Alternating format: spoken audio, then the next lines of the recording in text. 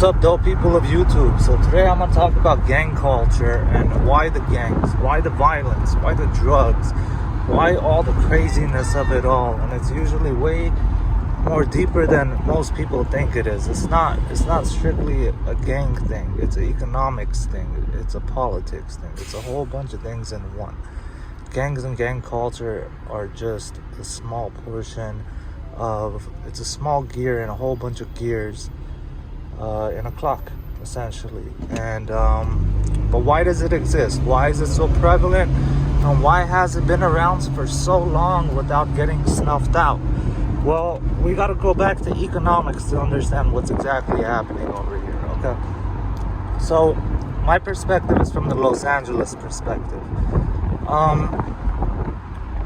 But it doesn't matter because gangs kind of, they expanded all around the world, right? Like literally into different countries. But the reason for gangs, like I said, it's a business thing. Okay, so originally gangs were not,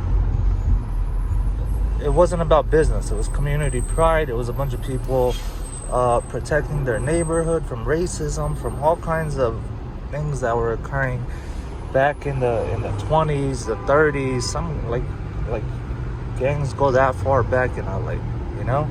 A lot of family roots in gang members, you know, where entire like mom, dad, aunts, uncles, cousins, everybody is like from the same gang, you know, like that happens a lot out here. But why is it an economic thing?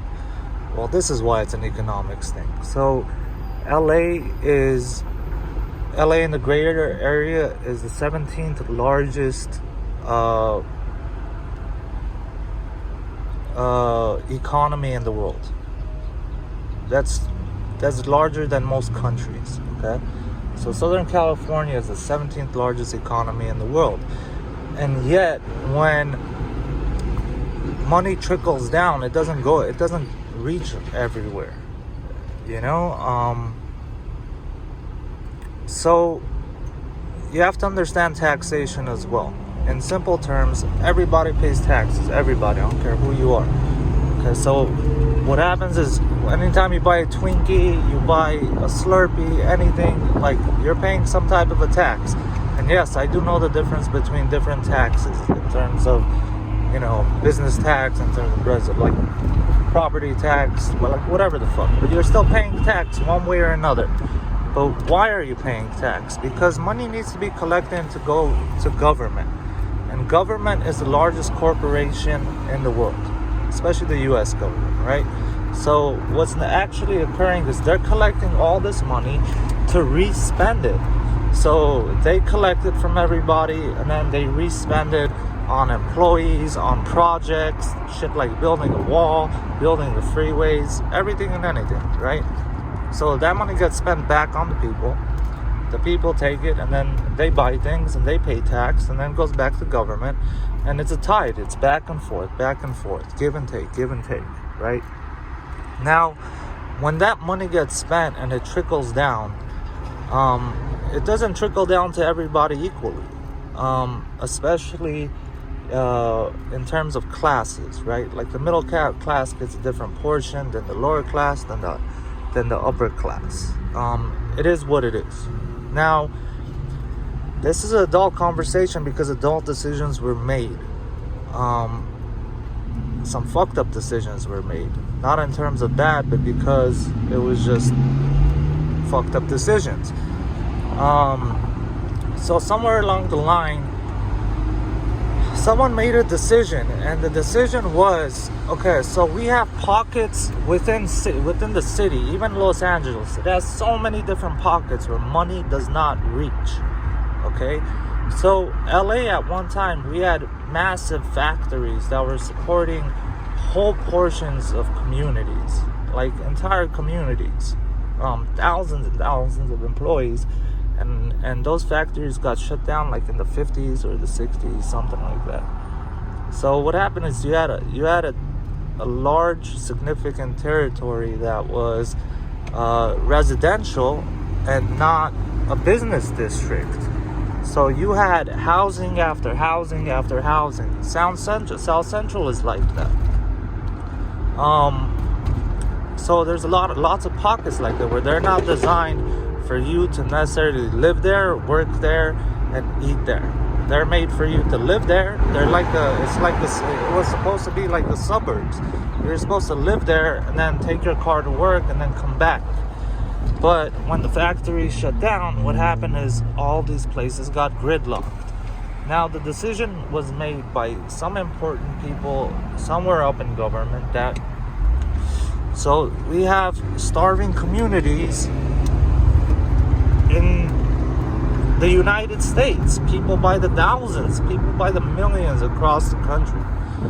What do we do about these starving people? Well, we need to build business districts and we need to gentrify, like that's where gentrification comes from and all this shit, right? They're like, this is gonna take like 10, 20, 30 years to solve this problem. But people starve in days. So what do we do for now? So someone made the adult decision in a fucked up situation that rather than have people starve, they're gonna introduce illegal commodities into the hood. So, which wasn't the hood then, but it kind of was, but it wasn't, you know? We're gonna introduce illegal commodities into these areas so that people can at least eat and not starve to death. But in order to do that, they also needed to set up shop in different categories so that people can get help if needed. Because if drugs are being sold and other illegal black market commodities, right? You have to have an entire structure for it. So if someone gets strung out, they can go to rehab, get rehabilitated, and come back. They need to build housing, like homeless housing, job fucking searches, all kinds of different fucking things. And the prison complex falls into this, because the prison complex is another place if you become too gangbanged out, you're too fucking strung out, you're too crazy, you're too violent, you're too rich or too powerful, anything that's too much of what they want, well, that's where you're going. They have a place for you, and it's the Pinta. Fucking, you're going there. And there's no ifs or buts about it. And that's not the place that makes men. That's the place that makes soldiers. That's the place of misery and a whole bunch of horrific shit happens there. But it's a recycling program. People hopefully go and then change and come out and then are better because they're wiser. You're gonna get educated somehow. And if it's not through school education, if it's not through street education, maybe prison education will make you wisen up your ways and better your circumstances, and not necessarily in an illegal way. Hopefully that puts drive in you to not go back over there or whatever it is, right? So that's the recycling program. And the people that are too much about it, that are ride or die about it, those people become institutionalized and they never escape that revolving door, So now you introduce things like drugs and stuff into the community.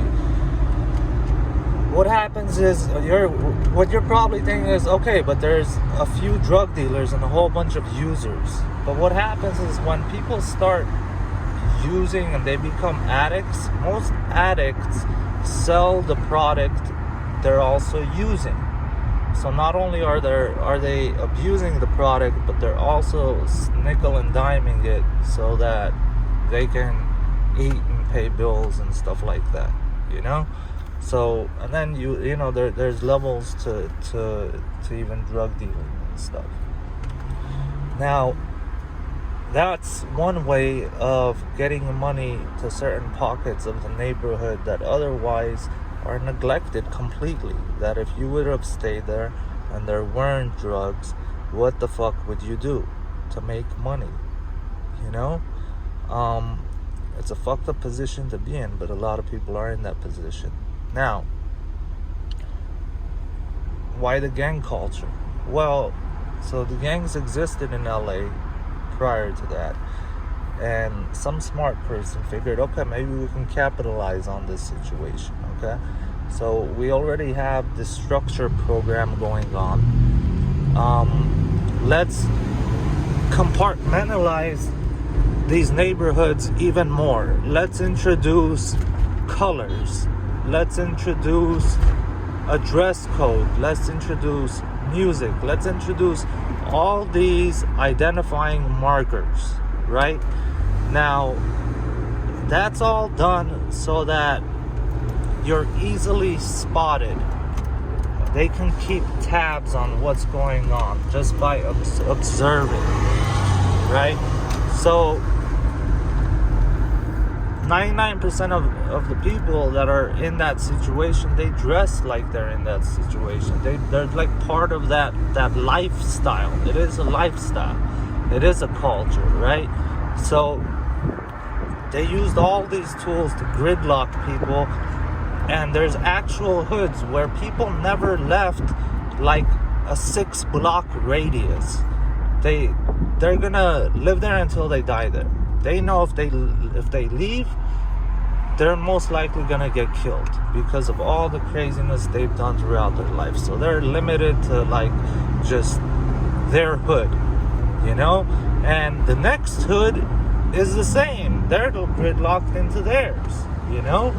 And it's a way of keeping people locked up in a place like the hood and shit, you know? Now, the United States, in my opinion, is the largest drug dealer in the world. The U.S., our government, we represent a certain cartel, certain gangs, certain everything. They have their hands in every single cookie jar.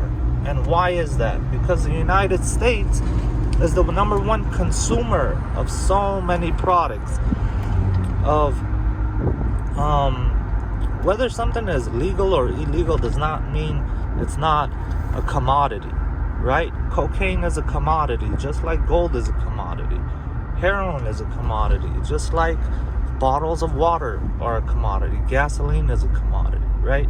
If you're the number one consumer of it and you have an entire economic system that runs off it, it's not okay for someone else to control it, because at any given moment they have leverage over you. They can kind of blackmail you. If you don't do this, I'm gonna cut I'm not gonna send the products, you know?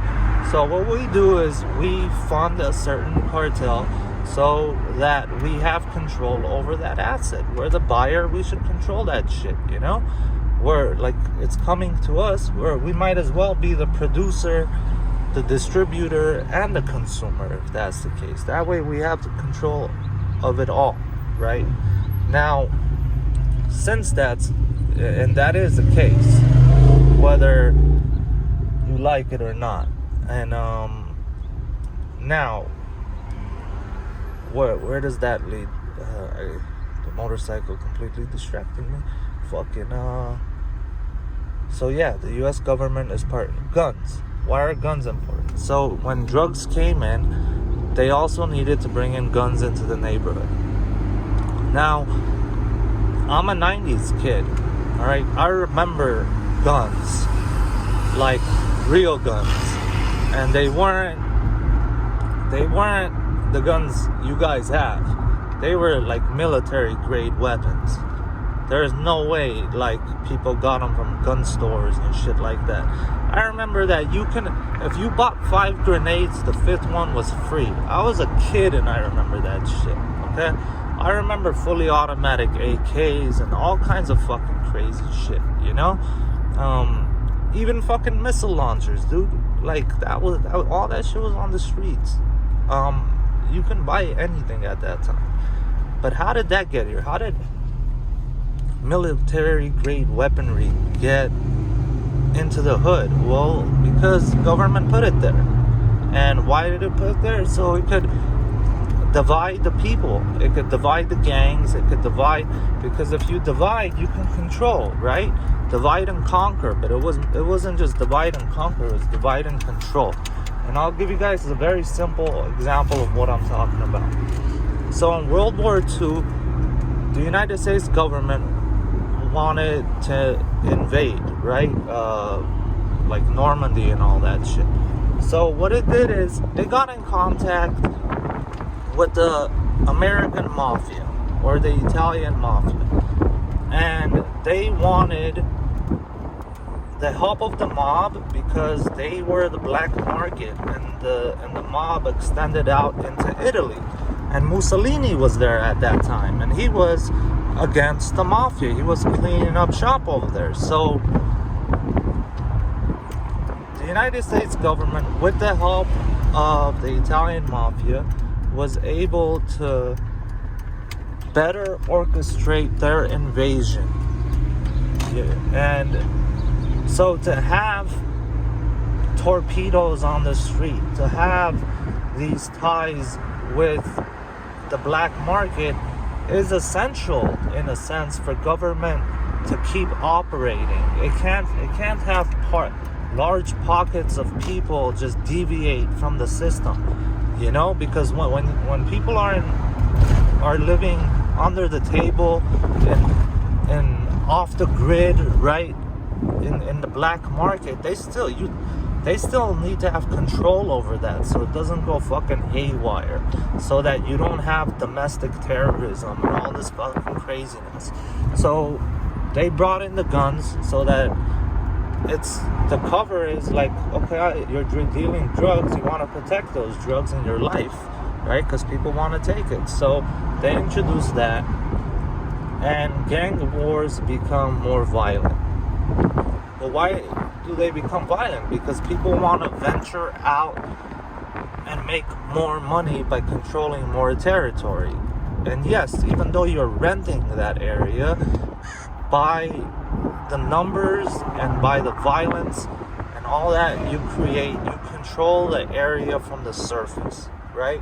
Because that territory means that you are now able to set up shop without anyone telling you otherwise. Okay, and that's what happens.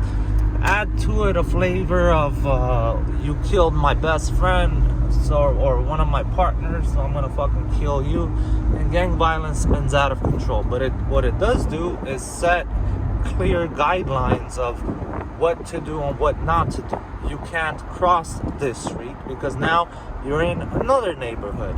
It ensures you're gridlocked.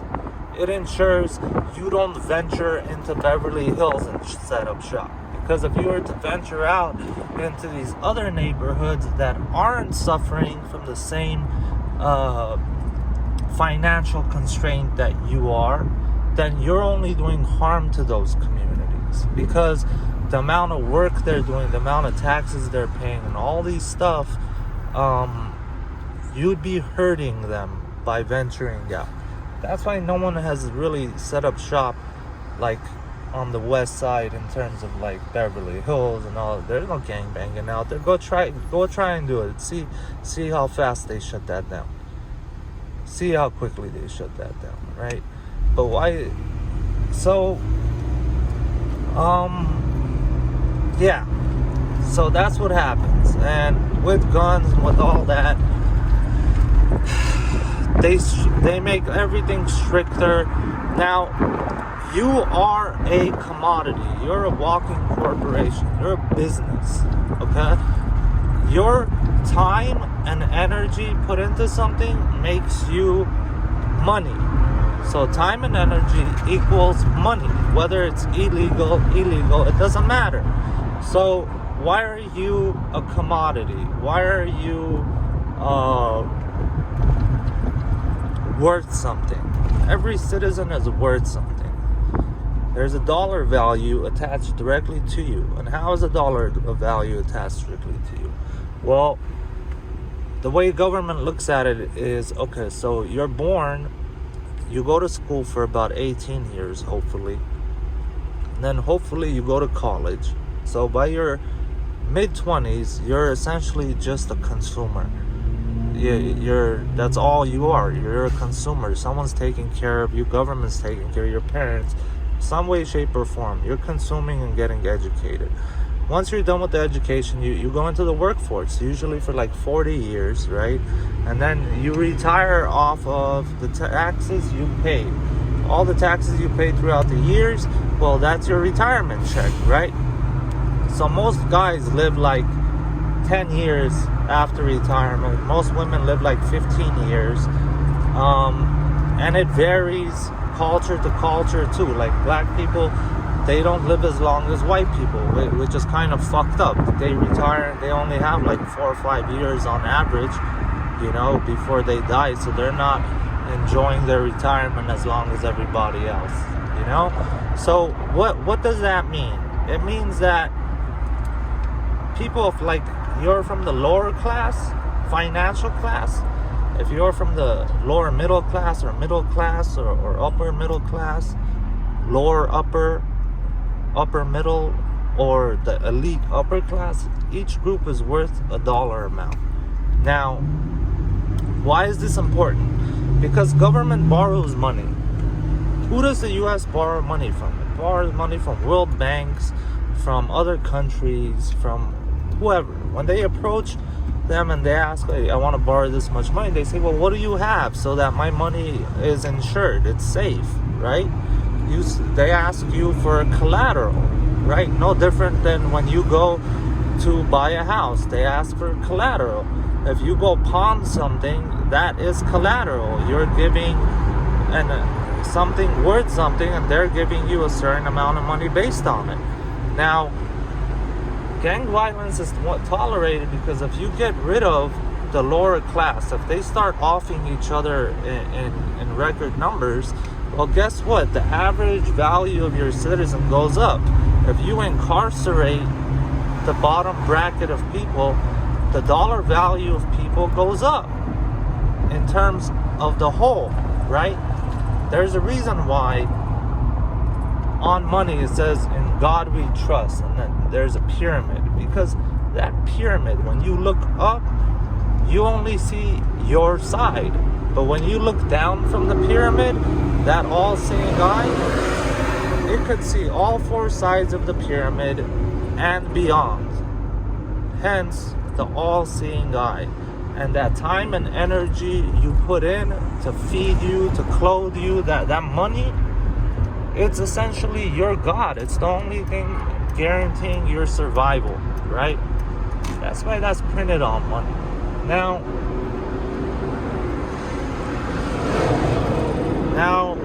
where should I venture into with this? So, the gang violence, it kind of cleans up the lower brackets so that it could increase United States profits and whatnot in the long run. It's all about GDP, right? It's all about money. It's not a race thing. It's not it's about finance. That's what it is. This is the part of the street that no one talks about, that no one really knows about. They don't even really know that government has their hand in it. It might even literally be its creation. The symbology they use, the handshakes, the logos, everything. If you look at it, there's a whole bunch of like Masonic symbology in it, like everything, from the way gang members stand in LA, from the gang signs, the handshakes, to the writing on the walls. Like, if you really pay attention, man, that shit is fucking deep. Some slick motherfuckers put a lot of time and energy into creating this culture, right? And then they introduced the music, which is essentially like the teacher in your ear all fucking day long, like desensitizing you and programming you for it. It's all part of that game. It's all part of that hustle. And if you're caught up in that gridlock, you need to understand that it's an economics thing. It's a financial thing. And if you want to change and better yourself, just move. Don't be a rat. Don't be a snitch. Don't be a shady person without any fucking self-dignity or pride or anything, Fucking just Tell your homies, man, like, I'm gonna go get a job. Fucking go get a job. Tell your homies, I'm moving to a different state. Whatever. If you're from a neighborhood that, like, it's not okay to leave, fucking just leave. If you really want to fucking change your life around, those homies know that if they don't let you leave, you're gonna be a danger to them because you know too much information. So you're gonna get smoked if you wanna fucking leave, because that information can't leave. They're not gonna trust someone that wants to change with holding their fucking dirt and keeping their mouths shut. But if you're serious about leaving, just fucking leave overnight without anybody knowing. Move to a different fucking state, like a small fucking city where there's like 2,000-3,000 people, and like stay off of the phone, stay off of the internet, stay off of all that. And 5 years down the line, 10 years down the line, you can always go back to your neighborhood. They're gonna be like, all right, this dude was gone. He was just fucking on the lam and shit. He was laying low. He wasn't a threat. They're not gonna try and smoke you. You know, you might catch some fucking discipline for it, but nothing's gonna happen. You know, they're gonna realize, like, okay, this guy ventured out. He did his own thing. You know, he didn't jeopardize anybody else. So if you want out, it's as simple as taking the bus somewhere else. And when you do move, don't go to another gridlocked area. Go somewhere where you can actually live and work. Like, look around me, man. Like, I'm driving. Like, you can work anywhere here. And behind those trees are most likely apartments and houses. And behind that, right? So there's ways of doing things. The right way and the wrong way, you know? So that's the economy and how gang members and the gang, why the gang violence, why the drugs, why the lifestyle, why all that shit. Well, that's the core reason. And then there's a driving, because they could snuff that shit out at any time, at any given moment. The United States government has the capability to snuff out entire organizations overnight if they want to, but they don't, because it's a necessity. Now, here in LA, there's two groups of people that I can think about that don't fit a certain portfolio. Armenians and Koreans. At least this was very true in the 90s and the 2000s. Well, Asians, not just Koreans, but Asians. So they were not gridlocked into one neighborhood. They had mobility. They had cars, and they would move from place to place, right? Even though they had their neighborhood, they had their blocks, but in one day they could go from, let's say, East Hollywood to Beverly Hills to Long Beach to Santa Monica Beach to Pasadena to the Valley to Glendale to fucking Burbank to South Central, and then back to East Hollywood by the end of the night. So this was a problem for the police force, right? And by the way, there are gangs in the police departments and the sheriff departments. They're called fraternities, but they're gang banged out. They're tight, like, just, they're real gang members, just wearing badges and shit. You know, they got their sword and shield, but they represent.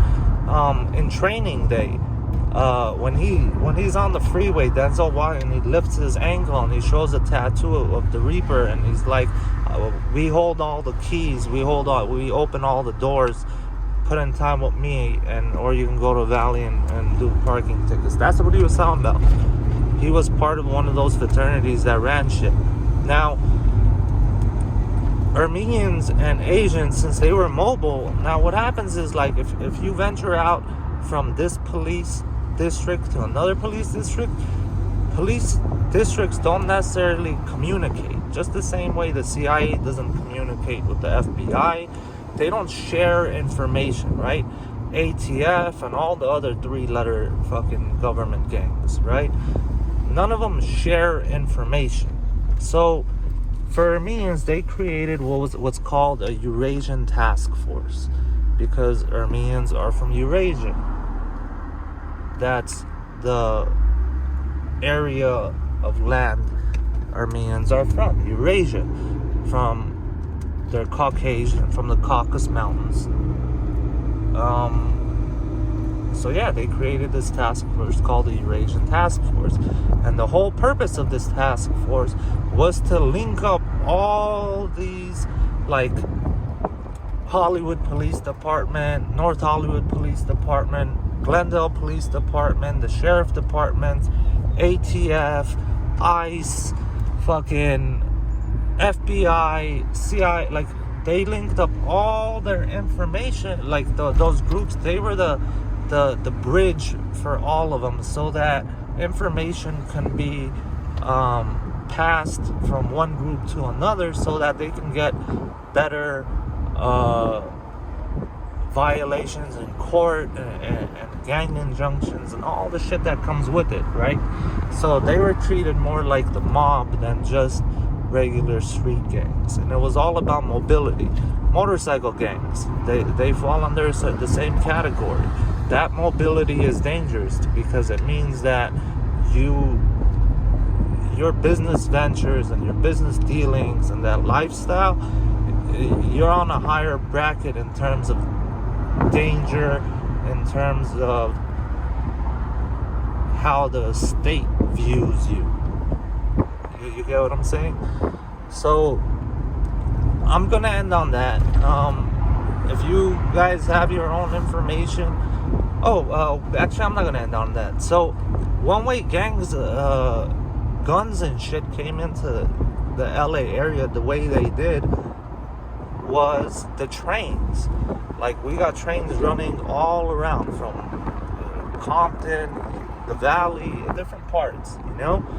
And how did gang members know which crates had guns in it? They didn't go busting every single fucking train crate as they went by. No, someone let them know that, on this day, at this time, this particular crate is gonna have this. And, like, that was one way of getting drugs here.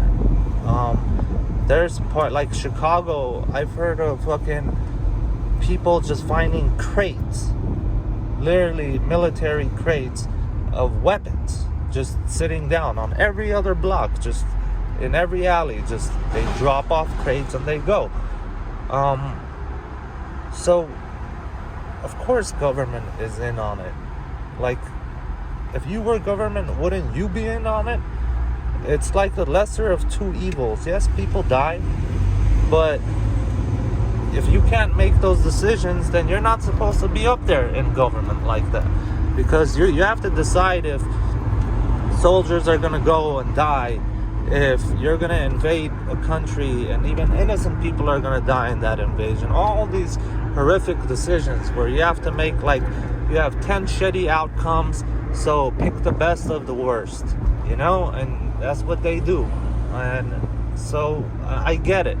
I don't think it's cool or it's dope, or I'm not but it is what it is. I'm gonna end on that note. Don't get caught slipping. Be cool. Don't be on Front Street. When you do get money, don't put yourself on blast by fucking going and buying all this shiny shit that draws all this fucking attention. Just be cool and you'll be cool. But yeah. When you shine too brightly, all of a sudden, people start asking questions.